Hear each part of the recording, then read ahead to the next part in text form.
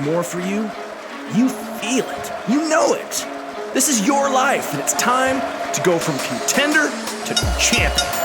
This is the show. John Madsen. Welcome back to the show, everybody. I'm your host, John Madsen. This is the show. Excited to bring you today's episode. I haven't done a lot of shows recently on training. That used to be my jam. I spent 10 years training some of the best athletes in the world. And most of you follow me on this show. It's a lot about mindset. It's a lot about hacking. I hate that word, not hacking. Tapping into intrinsic motivation and understanding how to take your mind and body to the next level.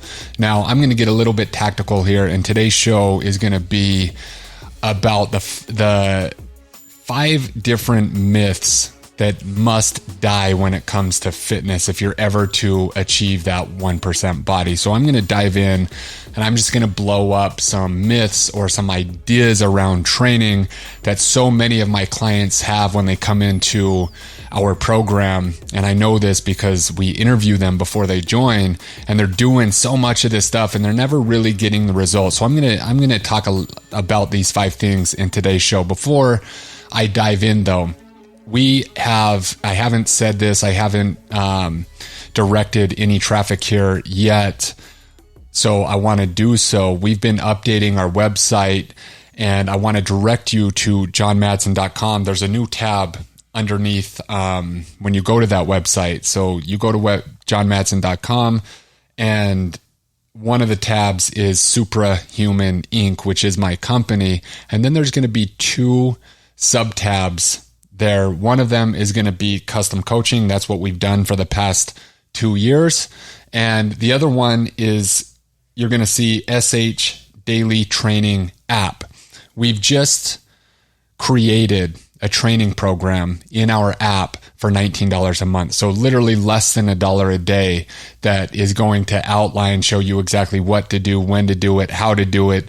That is written by myself and my spectacular team that will allow a person that is not getting the result they want to go in there and follow an intelligent program that is based on sound fundamentals of actual training programs that are going to yield the most progress, because so many of you are doing so much ridiculous shit and never getting the result. I wanted to make sure that we had that available. Now, the other tab, custom coaching, that's for the type of person who is super high level, who wants to get the end result in the shortest amount of time possible, and understands that, look, although information is everywhere, I want a person to direct me to the result in the straightest line possible. So that's how I usually like to roll. A lot of my clients, obviously, we built this business to a significant business in the fitness industry. So we've built it on that, but we have just added, and this is the first time I've spoke about it, a program for $19 a month. If you want to, kind of see what we're about, you get into our app, you get a training program that you can just follow, and it'll, like I said before, show you what to do, when to do it, how to do it, and you can follow along and get better results than you've probably gotten ever before. So let's dive into today's episode.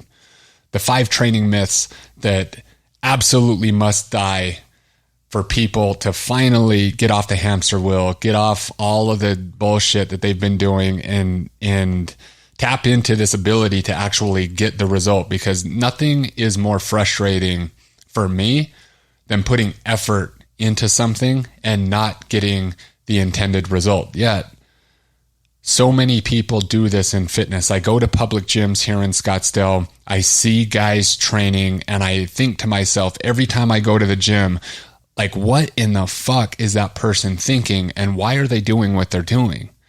And a lot of what they're doing, I'm going to discuss in this episode right now. So let's just dive in. Myth number 1, or idea number 1 that we really have to reframe in our mind is this idea of intensity and what that means pertaining to training. And before I even go there, I want to just tell you this one thing. I want you to remember this throughout this whole topic and forevermore. Professionals train. Okay, professionals train with a purpose and an intention. Amateurs exercise. So if we're just talking about the fitness industry, amateurs go to the gym to do the thing, to sweat a little bit, to feel good, and they leave. Okay? And they can get some result, but they're never going to look the way that I want to look. They're never going to look the way that they ultimately want to look. They're going to get enough result, and they're not going to be just a person that does nothing. So they're going to probably look and feel like they're better than most of their friends, but they're always going to wonder why they don't look like the before and after pictures that we get in our program, which are fucking epic, by the way, right? And it's because they're exercising, where I kind of reframe that model in our client's mind, where we're no longer exercising for the sake of exercising. We're going in there with an intention to train, right? Just like professionals do, like an assassin. There is an objective, and we are going there to get the objective with the exact amount of effort and energy required, and we're going to do that. So with that being said, let's dive into this first idea of intensity. Most people believe when they train that intensity means this feeling of difficulty, or this feeling of, oh my God, that workout kicked my ass. It felt so good. I'm laying in a puddle of sweat on the gym floor, and I take a selfie. Look at me. I just worked out. I have sweat dripping off my body. And most people will rank something like that as like super high intensity. Okay. And the reframe that I want you to get, and if you were to join any of our programs, intensity is not that. Intensity is the amount of effort brought into every single set. Intensity is not seeing how much you can sweat in a 45-minute HIIT workout. That could be very low intensity, how like the real professionals in the training industry would rate intensity. Okay? And there's a table, rate of perceived intensity or effort, where a person can rank that perceived effort on a scale of 1 to 10, or intensity, I should say, right? Intensity in this regards, most people rank that intensity in the incorrect fashion, where they're simply judging how hard or how much a workout made them sweat, or how much they felt like they were going to die. Back when I was training in person and I had these athletes, and a lot of the athletes I had were in high school, a dad would come in there and mention that he just wanted me to beat the shit out of his kid, right? For whatever reason, he wanted him to be tougher, and, you know, he wanted that workout to be so hard that his child would feel like death. And sometimes as an athlete, and even in the college ranks, a lot of the training centers around more of this idea of mental toughness than it does of actual improvement in speed, strength, and performance. Unfortunately, there's good in that, and there's also very terrible in what I just said, but it is the truth. And always I would look at the dad and say, look, man, that me making your son throw up or daughter, I can do in literally 90 seconds. I can bust through that lactic threshold and make your child feel physically ill in a 90-second time frame. That is not in no way, shape, or fashion going to dictate how effective this workout is in increasing performance, increasing strength, increasing speed, and increasing athletic ability. So that is not what you want. In fact, sometimes your athlete will leave here and they'll feel better than when they walked in, and you'll ask them how their day went and how their workout was, and they might even say that it was easy. And that's okay, because our plan is built with intention. And the intention is in becoming a better athlete, not in seeing if I can make your son or daughter throw up. And I wanted to bring that to your attention, because when it comes to training now that you're, a 30 to 50-year-old dad or mom, right? Now our intention is to look and feel better. And if you come into my world, the intention is to look and feel like an elite performer, right? Not like I just need to lose 20 pounds to look a little bit better than my friends down, who's going to come over to my house on Saturdays and Sundays. I want to walk around in a body that is fucking epic because I want it. So that's first, right? And if that's the case, seeing how much you sweat in a workout, seeing how many different exercise or circuits you can do in a 45-minute period, see how hard you can make a training circuit or do a million different burpees or whatever is not going to be the stuff that gets that result. And so intensity then needs to be reframed in your mind. Intensity is not how much you sweat. Intensity is not how hard the workout feels. Intensity is how much focus and how heavy you train compared to how much you could possibly lift for a certain exercise in a single set. Meaning, if I have in the program to do 5 sets of 10 squats and I give you 3 minutes rest in between, right? A person that is untrained could do a set of 10 and then they would feel like 3 minutes is a lifetime because they're so used to doing Orange Theory or F45 or a bunch of different circuity group training bullshit where they think they got to continuously move all throughout the workout when I actually want to train strength in this exercise. And so a beginner can pick light weights up, squat it 10 times, and then feel like 3 minutes is a lifetime, go through the workout and just be like, man, that was easy. I only had to do like 5 sets of 10 squat and then 3 sets of 10 of lunges. And I had to do some hamstring curls and that was it. I got done with it in 30 minutes. In fact, the rest intervals were way too long, right? But that workout or a workout that just had that in it, if I literally did 5 sets of 10 squats and that 10 was at an intensity of 10 or 9, where literally I'm choosing a weight that I might fail on the 11th rep, but I'm stopping at 10. And so form is breaking down. It is heavy as fuck. And I take each set to that level, I would be laid out almost. Even after taking 3 minutes rest in between sets, I would do 5 sets and be crushed, be absolutely crushed. And I would rank that workout a 10 as far as intensity goes when a person who chooses the wrong weights and does something far too light and just bangs out sets, they're going to end the workout and they're going to rank that same workout as a 1 or a 0 and be like, that shit's easy because they're viewing intensity wrong pertaining to training. That intensity has to be pushed to the limit in every single set.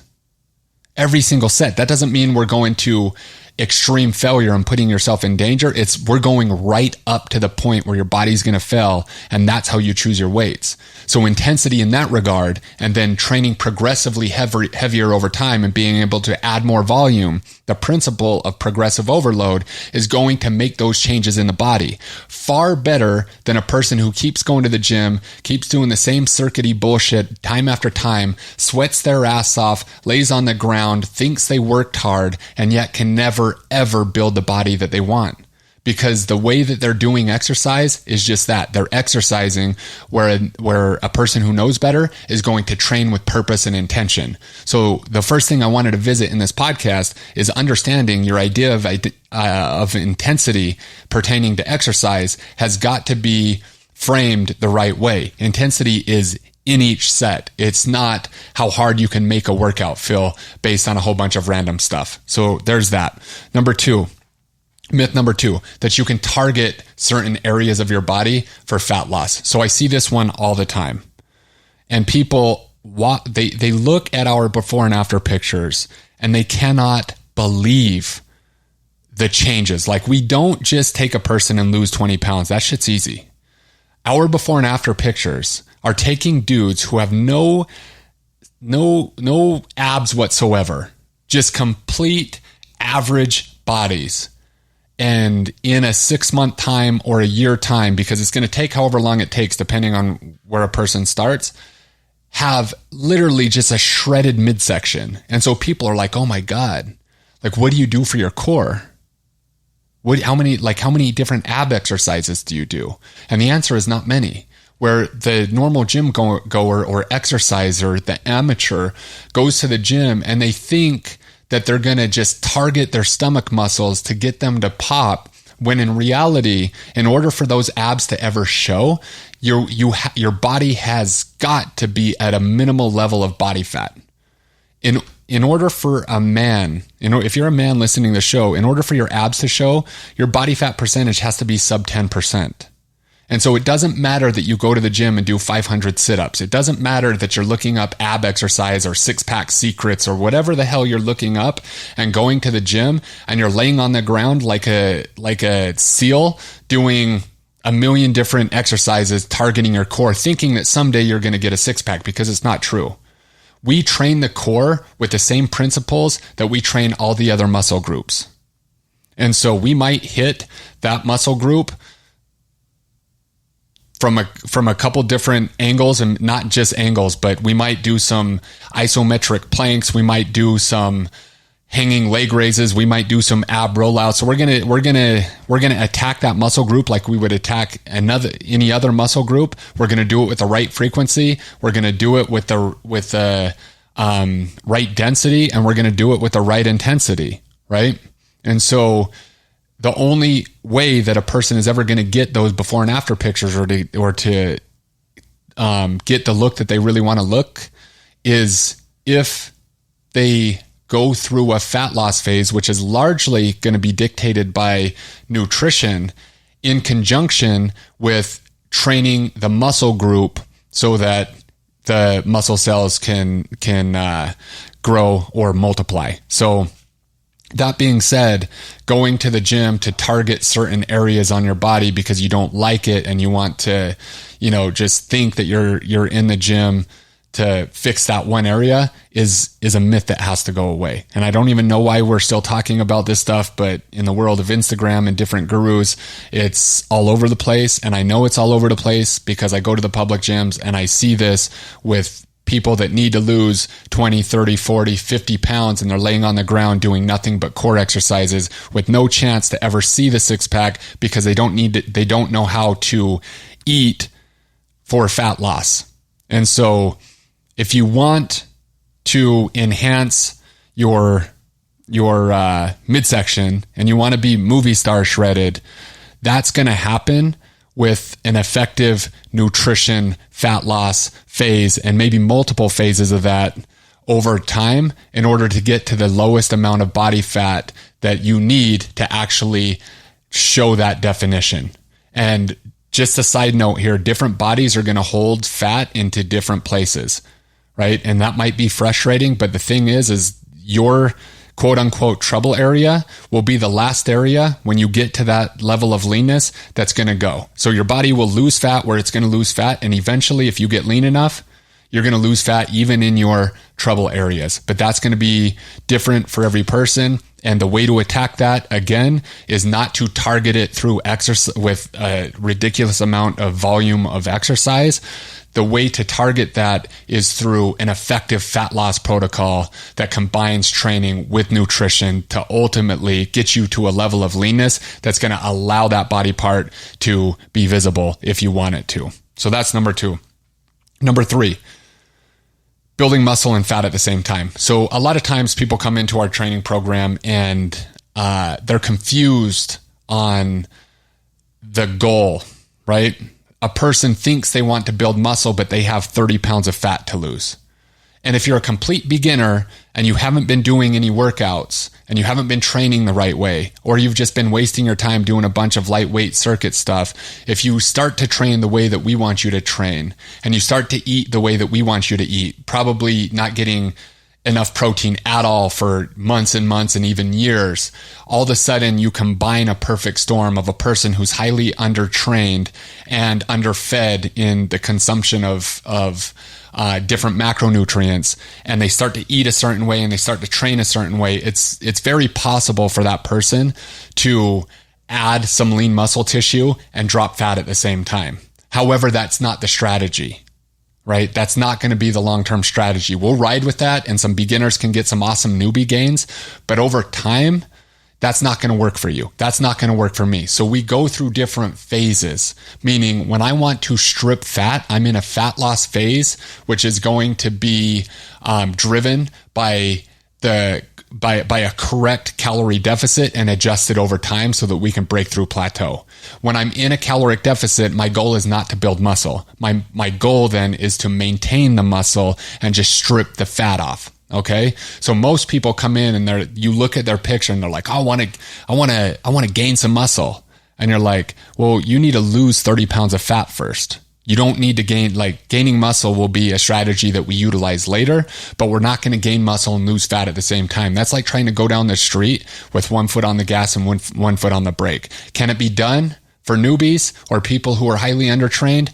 Yes, absolutely it can. But the strategy for the people coming in, usually because America is highly fattened, we're going to go through initial fat loss phase to strip fat off. And then once we get to the leanness that is acceptable, then we can shift gears and we can absolutely start to have the goal of building muscle tissue. And that's always, I believe, more fun. I fell in love with that when I was 16 years old. But just so you guys know, most people start programs without this understanding of physiologically what it's going to take for them to achieve the desired result, because they think they can do both things simultaneously forever. And that's simply not true. For a short amount of time, newbies can do it, undertrained people can do it, but that's not going to be a strategy that we're going to run with. We're going to decide whether or not we need to be focusing on building muscle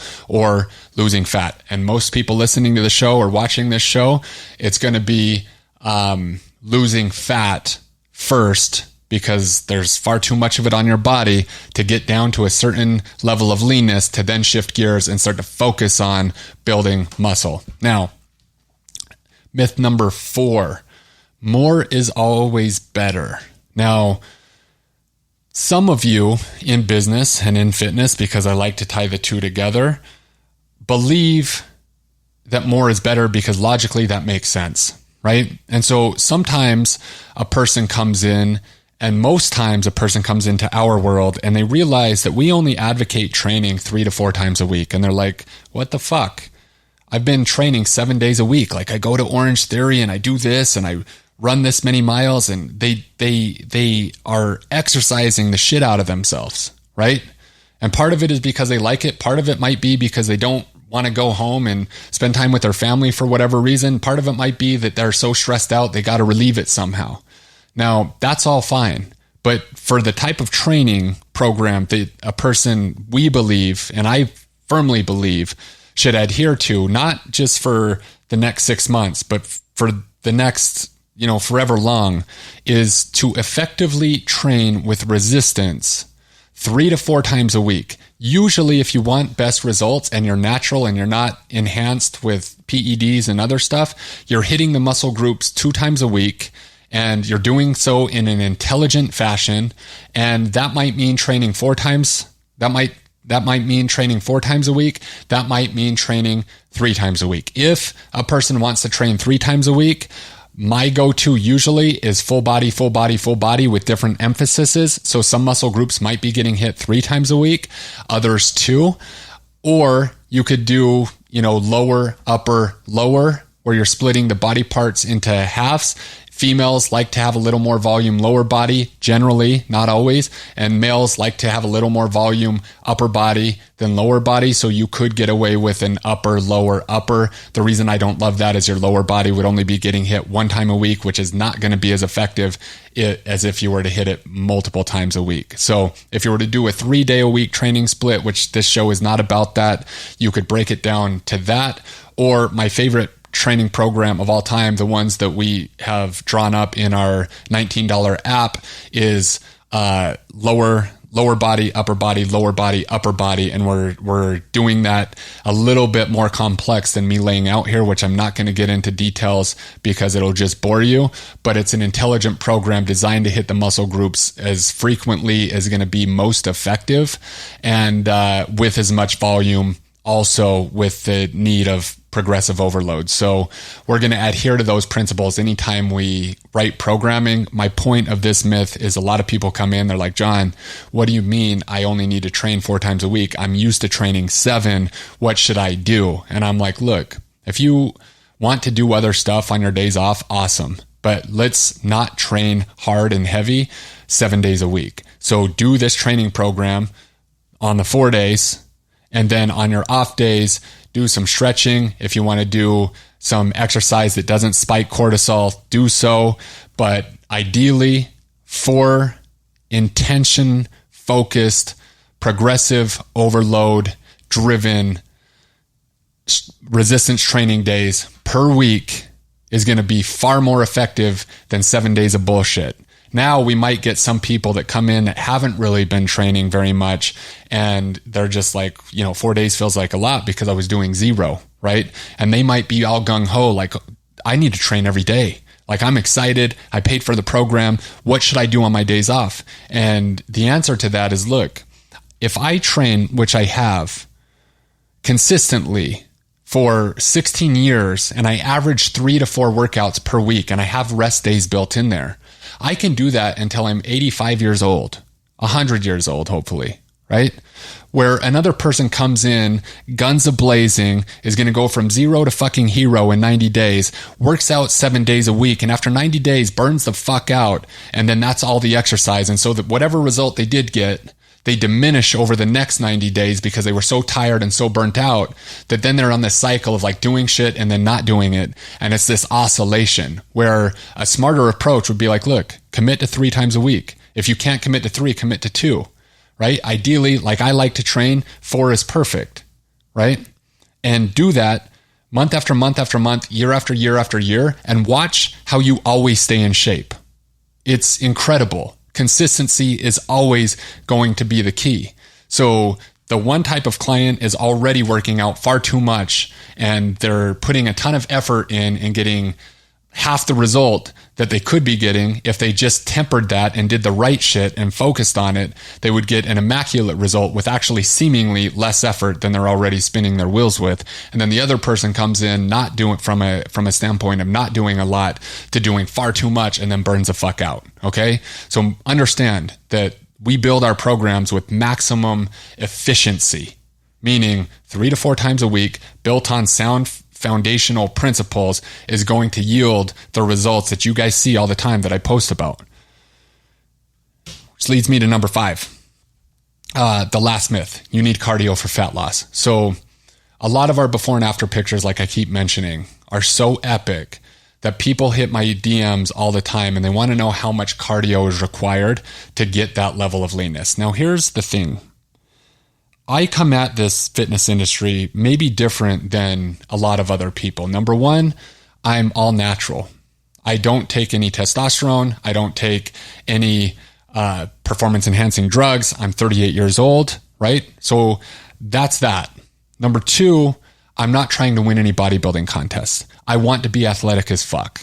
Right? I want to be athletic. I want to be able to sprint. I want to play with my daughter. I want to take my shirt off the beach and have bricks for abs. I want to do so without giving my life up to training. And I do that through adherence to nutritional foundational protocols and monitoring. And I do that through training with consistency with everything that I just said.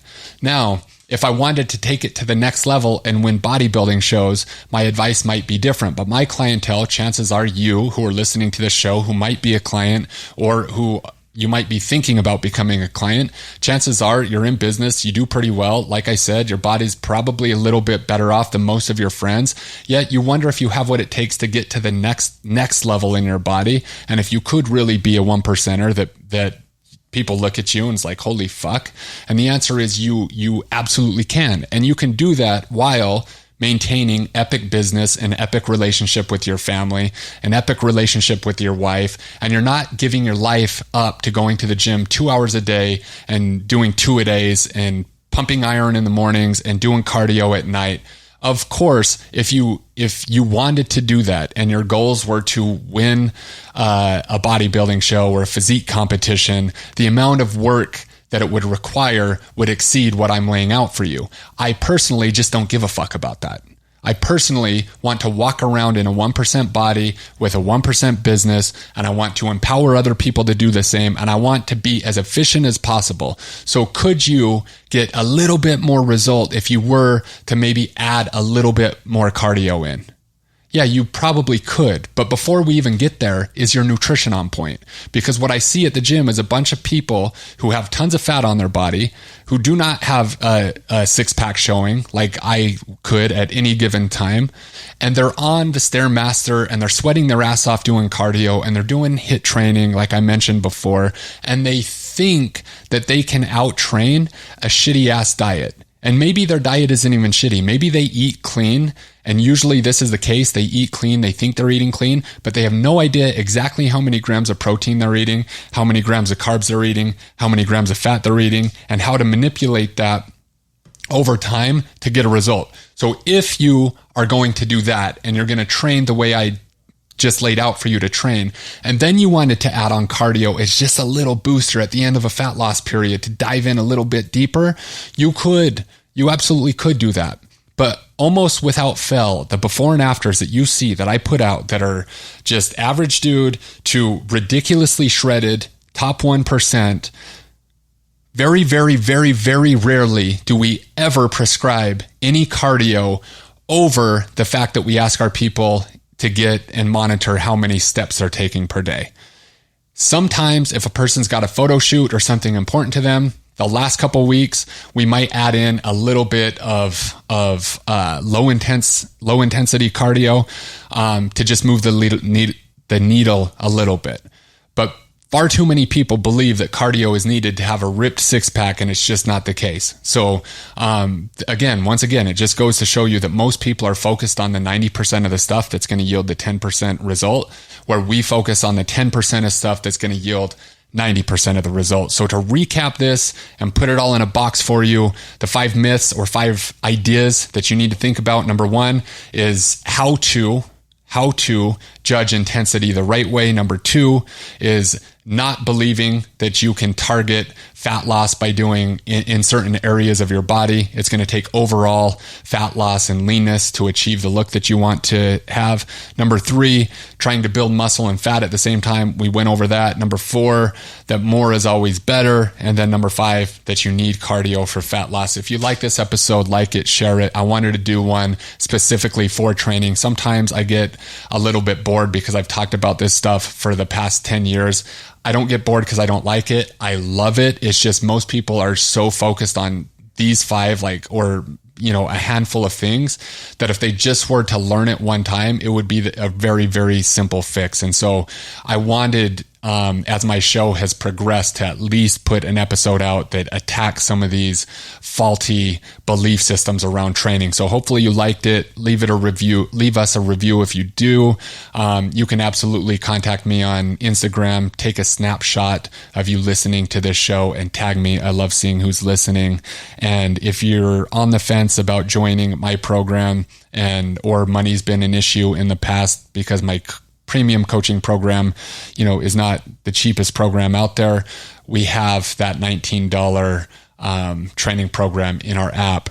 And if you were to go there, it would absolutely have a program that's built with all of these principles so that you could go to the gym and just follow it and know that you're doing the right shit so that you could focus on the other areas of your life. And like I said, my goal is for you to be a top achiever, top 1%er in all areas, not just one. Thanks for listening. We'll see you next week. Thank you so much for joining us for another amazing episode of The Show with John Madsen. The greatest compliment that you could give us is liking, loving, and sharing this episode with all of your friends. So please go to iTunes, leave us a 5-star rating and review, and then share it online with everyone that you know. Make sure to tag John as well. He loves to hear from listeners of the show. The links for all of his socials and iTunes are in the show notes. Also, if you'd like to engage John for anything related to his coaching, consulting, or programs, please visit johnmadsen.com for everything you'd need to know on how to engage with John offline. And lastly, thank you for your time, your attention, and your consideration. This is The Show.